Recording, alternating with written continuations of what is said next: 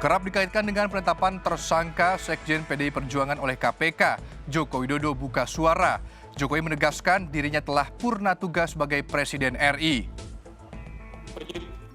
Menemukan adanya bukti keterlibatan saudara HK yang bersangkutan selaku Sekjen PDI Perjuangan dan saudara DTI selaku orang kepercayaan saudara HK.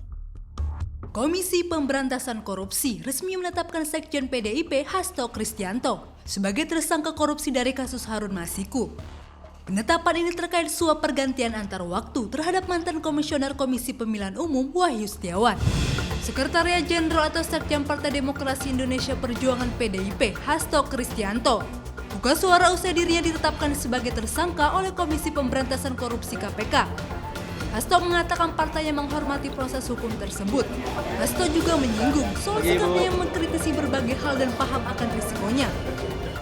Sejak awal ketika saya mengkritisi bagaimana demokrasi harus ditegakkan, bagaimana suara rakyat tidak bisa dikebiri, bagaimana negara hukum tidak bisa dimatikan, dan bagaimana watak kekuasaan yang otoriter, yang menindas rakyatnya sendiri harus dihentikan. Saya sudah memahami berbagai resiko yang akan saya hadapi. Maka sebagai murid Bung Karno, saya mengikuti apa yang tertulis di dalam buku Cindy Adams ini. Inilah kitab perjuangan saya. Dan seluruh kader-kader PD Perjuangan sekarang memasuki tahap bab 9. Di mana Bung Karno ketika mendirikan PNI, prinsip yang dipegang adalah non-cooperation. Demi cita-cita Indonesia merdeka, demi rakyat berdaulat bisa berserikat, berkumpul dan menyampaikan pendapatnya, maka penjara pun adalah suatu jalan dan bagian dari pengorbanan terhadap cita-cita.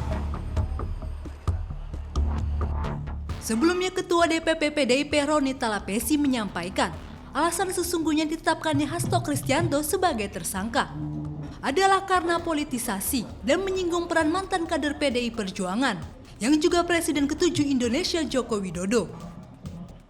Pemanggilan Sekjen DPP PDI Perjuangan ini dimulai ketika beliau bersuara kritis terkait kontroversi di Mahkamah Konstitusi tahun 2023 akhir.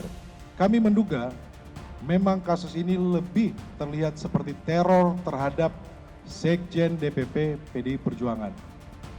Dan keseluruhan proses ini sangat kental aroma politisasi hukum dan kriminalisasi. Adanya upaya pembunuhan karakter terhadap Sekjen DPP PDI Perjuangan melalui framing dan narasi yang menyerang pribadi.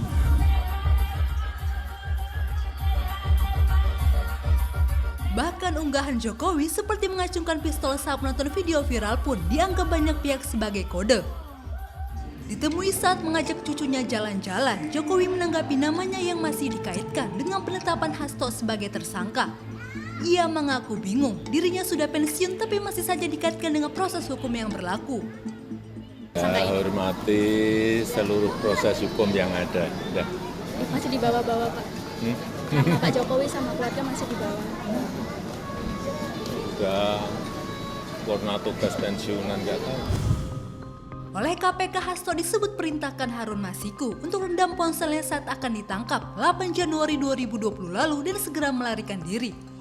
Selain dugaan gratifikasi, KPK juga menetapkan Sekjen PDIP atas tindak pidana perintangan penyidikan atas varian buron Harun Masiku. Tim Liputan melaporkan untuk NET.